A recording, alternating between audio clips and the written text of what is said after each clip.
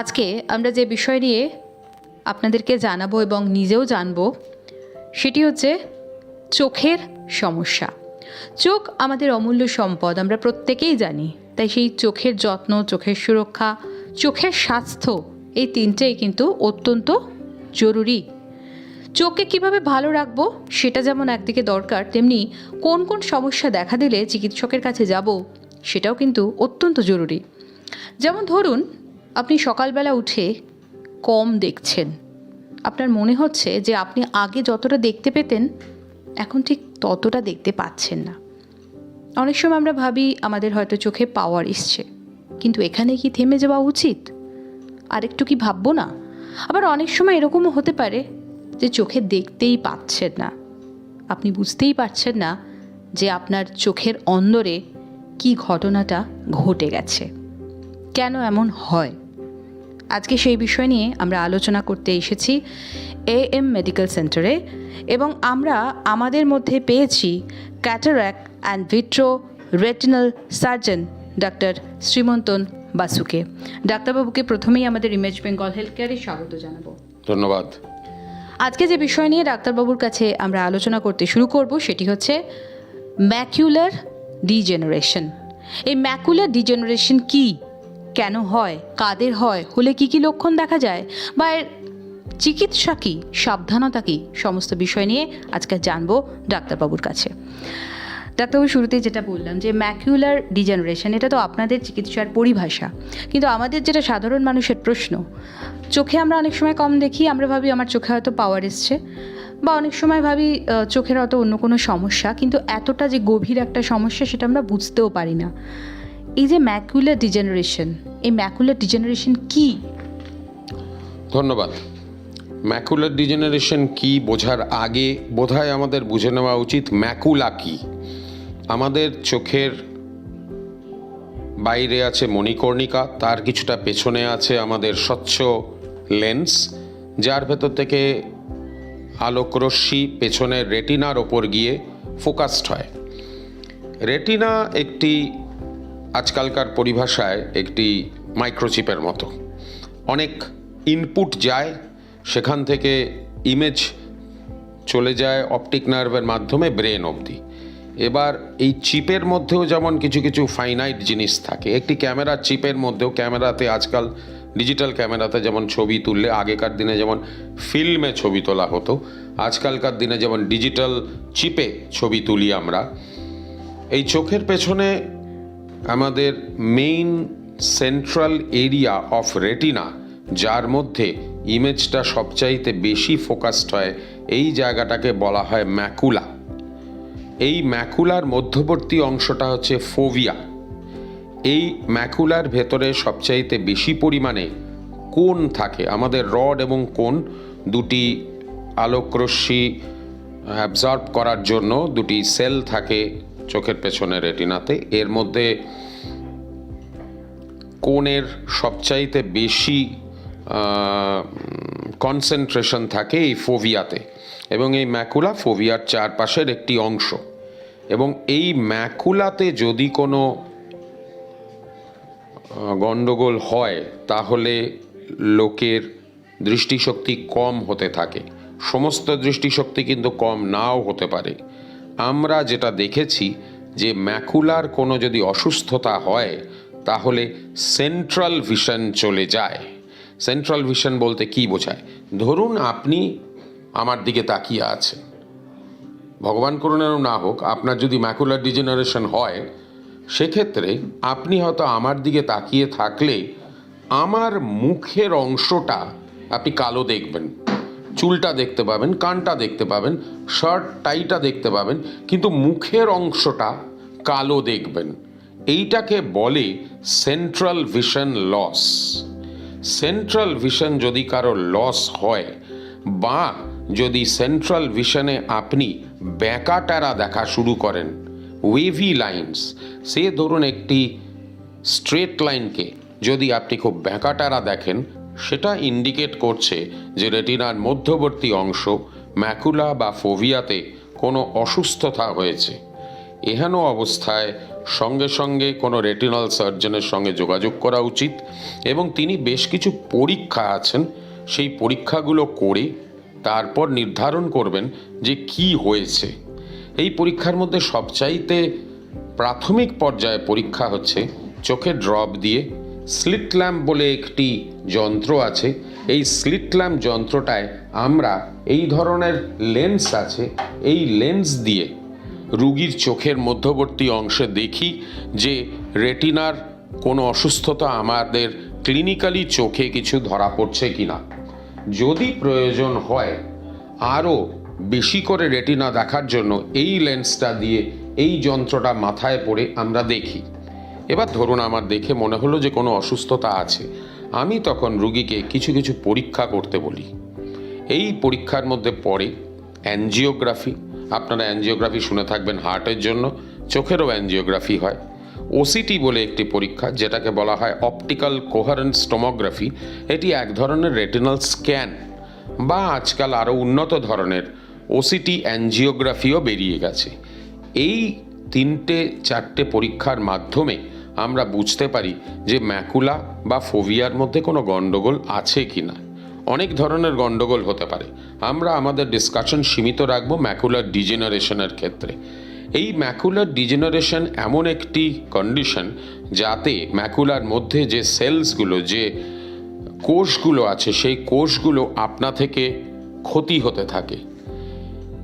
এই ক্ষতির অনেক কারণ আছে। কিছু কিছু ক্ষেত্রে দেখা যায় যে জেনেটিক কারণেও ক্ষতি হতে পারে, কিছু কিছু কারণে আপনা থেকেই ক্ষতি হতে পারে। নর্মালি দেখা গেছে যে ম্যাকুলার ডিজেনারেশন 60-65 বছর বয়সেই বা তার পরে শুরু হয় এবং সেন্ট্রাল ভিশন লস হয়। ম্যাকুলার ডিজেনারেশনকে আমরা 2 ভাগে ভাগ করতে পারি, একটি ড্রাই এবং একটি ওয়েট। কেন ড্রাই? এই ড্রাই অবস্থাতে ম্যাকুলার ওপরে জায়গায় জায়গায় ইঁদুরে খেয়ে নেওয়া মতো একটি চেহারা নেয়। এটিকে আমরা বলি geographic atrophy of the retina. রেটিনার কোষগুলো ক্ষয় হয় এবং সেখান থেকে লস হয়। আনফর্চুনেটলি জিওগ্রাফিক অ্যাট্রোফি রোধ করার আমাদের হাতে কোনো রকম এখনো পর্যন্ত কোনো কংক্রিট পদক্ষেপ নেই। হ্যাঁ, কোনো কোনো ক্ষেত্রে রেটিনাল ট্রান্সপ্লান্ট নিয়ে নানান ধরনের কাজ হচ্ছে, স্পেশালি বিদেশে, ওয়েস্টার্ন ওয়ার্ল্ডে, কিন্তু এখনো পর্যন্ত কোনো আমরা যে কাঙ্ক্ষিত পদক্ষেপ সেরকম কিছু আমরা নিতে পারিনি। কারণ অনেক ধরনের পদক্ষেপ নিয়ে দেখা গেছে যে অনেক খরচা করেও রুগীকে যে খুব ভালো কোনো দৃষ্টিশক্তি ফেরত দেওয়া গেছে তা পারিনি আমরা। সুতরাং আমাদের কি করণীয় এখানে? রুগীকে বলা যে তার লাইফস্টাইলের চেঞ্জগুলো আনা। যদি তিনি ধূমপান করেন, ধূমপান সঙ্গে সঙ্গে বন্ধ করতে হবে। যদি সুগারের গণ্ডগোল থাকে, সুগার কন্ট্রোল করতে হবে। কোলেস্ট্রলের গণ্ডগোল থাকলে কোলেস্ট্রল কন্ট্রোল করতে হবে। ব্লাড প্রেশার কন্ট্রোল করতে হবে। কেন? তার কারণ এই সমস্ত রোগগুলিতে দেখা গেছে আমাদের চোখের ভেতরে যে সরু সরু শিরাগুলো থাকে সেগুলো বড্ড ক্ষণভঙ্গুর হয়ে যায় এবং এই ড্রাই এজ রিলেটেড ম্যাকুলার ডিজেনারেশনে রেটিনার বেশ কিছু লেয়ারও ক্ষণভঙ্গুর হয়ে যে সেল লস হচ্ছে সেটাও আমরা রোধ করতে পারছি না। সুতরাং অন্যান্য লাইফস্টাইল যে ডিজিজগুলো, এই ডিজিজগুলো যদি আমরা ঠিকমতো কন্ট্রোল করতে পারি এবং তার সঙ্গে কিছু ভিটামিন সাপ্লিমেন্ট রুগীকে খাওয়াতে পারি, হয়তো অল্প কিছু পরিমাণে এই ড্রাই এজ রিলেটেড ম্যাকুলার ডিজেনারেশনকে আগামী দিনে এগিয়ে যাওয়ার পথটাকে আমরা রোধ করতে পারি। Further advancement of the disease can be stopped in certain cases, not all the cases. সব সময় বন্ধ করা যায় না। এই গেল dry age related macular degeneration. দ্বিতীয় ভাগটি হচ্ছে wet age related macular degeneration. এটিতে যেটা হয়, রেটিনা আসলে একটি 10 লেয়ার থিক স্ট্রাকচার।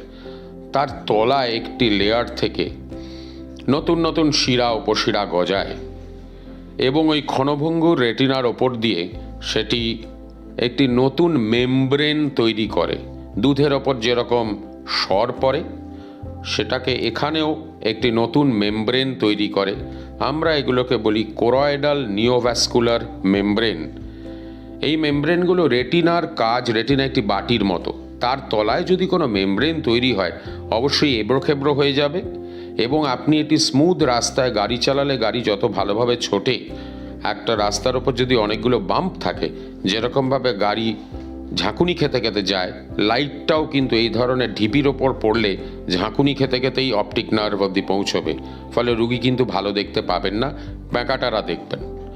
কোরয়েডাল নিওভাস্কুলার মেমব্রেন হয়েছে কিনা বোঝার জন্য অ্যাঞ্জিওগ্রাফিক ছবি এবং ওসিটি ছবি করলে পরে আমরা নির্ধারণ করতে পারি। এর বিভিন্ন আরও ভাগাভাগি আছে। আমি ওভারঅল যেটা বলছি যে যদি কেউ আমরা দেখি যে wet age related macular degeneration হয়েছে বা কোরয়েডাল নিওভাস্কুলার মেমব্রেন তৈরি হয়েছে, সেগুলো যাতে আর না বাড়ে তার জন্য আমাদের রেটিনার ওপরে ইঞ্জেকশন দেওয়া হয়। এগুলোকে বলা হয় অ্যান্টিভ্যাসকুলার এন্ডোথিলিয়াল গ্রোথ ফ্যাক্টর। দেশি এবং বিদেশি নানান ধরনের ইঞ্জেকশন আছে, ভালোই কাজ করে। মুশকিল একটা, এই ইঞ্জেকশনগুলোর দাম বেশ কিছুটা বেশি, সবার পক্ষে হয়তো এই ইঞ্জেকশন অ্যাফোর্ড করা সম্ভব হয়ে ওঠে না এবং একটা ইঞ্জেকশন দিলেই যে আপনি সার্বিক সুস্থতা অর্জন করবেন তাও নয়। হয়তো একটা ইঞ্জেকশন দেওয়ার পরে আবার পরের মাসে আরেকটা দিতে হয়, তারপরের মাসে একবার দিতে হয়, আবার হয়তো 6 মাস অন্তর একবার করে রুগীকে পরীক্ষা করে দেখতে হয় যে আবার ইঞ্জেকশনের প্রয়োজন আছে কিনা, বা ওসিটি করে দেখতে হয় যে কোরয়েডাল নিওভাস্কুলার মেমব্রেনটির পরিস্থিতি কত দূর, এবং যদি প্রয়োজন হয় এমন ইঞ্জেকশন আছে যেটা হয়তো 6 মাসে একবার দেওয়া যেতে পারে। সেই রকমভাবে পরিস্থিতি বুঝে ডাক্তারবাবু সিদ্ধান্ত নেন। এবার আপনাদের বা আপনাদের দর্শকবৃন্দকে যেটা বুঝতে হবে যে একটা বয়সের পরে regular eye check up is of paramount importance, specially যদি রোগী ডায়াবেটিক বা হাইপারটেনসিভ বা কোলেস্ট্রল বেশি থাকে, বা যদি রুগীর ফ্যামিলিগত রোগ থাকে, জেনেটিক রোগ কিছু থাকে, এহেন অবস্থায় রুগীর উচিত ডাক্তারবাবুর সঙ্গে যোগাযোগ করে তার চোখের নির্ধারিত পরীক্ষাগুলো করিয়ে নেওয়া। ডাক্তারবাবু, এই ম্যাকুলার ডিজেনারেশন যেটা আপনি বললেন যে 2 ধরনের হয়, একটা তো আপনি বলছেন এজ রিলেটেড, দুটোই এজ রিলেটেড, একটি ড্রাই একটি ওয়েট। আচ্ছা, যে এর কি নির্দিষ্ট কোনো কারণ আছে? কারণ সেই অর্থে কিছু কিছু জেনেটিক কারণ আছে, তবে অ্যাজ সাচ সেই রকমভাবে কোনো পার্টিকুলার কারণ এখনো পর্যন্ত নির্ধারণ করা যায়নি যে আমি সারা জীবন ধরে মাছ খাইনি বলে আমার এআরএমডি হবে, বা আমি রোজ 2টো করে ডিম খাই বলে আমার এআরএমডি হয়েছে, এরকম কোনো কারণ এখনো পর্যন্ত নির্ধারণ করা যায়নি। তবে দেখা গেছে যে কিছু কিছু ফ্যাক্টরস আছে যেগুলি আপনার এই এজ রিলেটেড ম্যাকুলার ডিজেনারেশনের সম্ভাবনা বাড়িয়ে দেয়। তার মধ্যে একটি হচ্ছে গিয়ে ধূমপান, 2 নম্বর যদি কোলেস্ট্রল বেশি থাকে, এইগুলো কিছু কিছু ফ্যাক্টরস আছে যেগুলো এই আদারওয়াইজ যে the designation of the disease age related macular degeneration মানেই হচ্ছে একটি বয়সের পরে আস্তে আস্তে ম্যাকুলা ক্ষতিগ্রস্ত হচ্ছে, which is why it is known as age related macular degeneration. আচ্ছা, কখন অপারেশনের প্রয়োজন হয়? আমরা ম্যাকুলার ডিজেনারেশনে চট করে অপারেশন করি না, খুব বেশি হলে আমরা ইঞ্জেকশন দিই, এবং ডিপেন্ড করছে রুগীর দৃষ্টিশক্তি কতখানি, অন্য চোখের অবস্থা কেমন, রুগী কী ধরনের কাজকর্ম করছে। এরকমও হয়েছে যে 20% দৃষ্টি কমলেও আমরা ইঞ্জেকশন দিয়েছি, আবার এরকমও হয়েছে যে 90% দৃষ্টিশক্তি কমে গেলেও আমার যদি পরীক্ষা করে মনে হয়েছে যে এই রুগীর রেটিনার যা অবস্থা তাতে আর ইঞ্জেকশন দিয়ে লাভ নেই, সেক্ষেত্রে রুগীকে বলতে বাধ্য হয়েছি যে আপনার অলরেডি 2-3টে ইঞ্জেকশন দেওয়া হয়ে গেছে, আর ইঞ্জেকশন দেওয়ার মানে হয় না।